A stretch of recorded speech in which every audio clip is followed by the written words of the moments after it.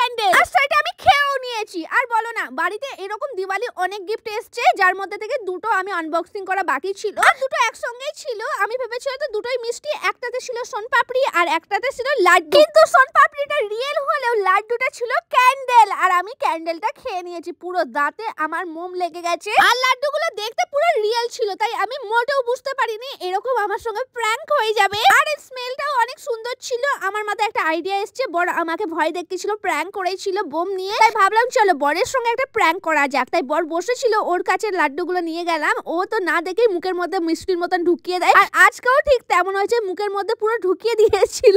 আর দেখো পুরো এক কামড় দিয়েছে, পুরো মোমবাতিটা এটা দুয়াতখানা আরেকটু হলে হয়েই যেত। আর দাঁতে কেমন ভাবে লেগে গেছে পুরো মোম। আমার তো প্র্যাঙ্কটা সাকসেসফুল হয়ে গেল বরের ওপর। আমিও খেয়েছি, বড়ও খেয়েছি, পুরো দাঁতে ওর মোম অনেকক্ষণ আটকে ছিল, ভালোভাবে ধুয়ে তারপরে গেছে।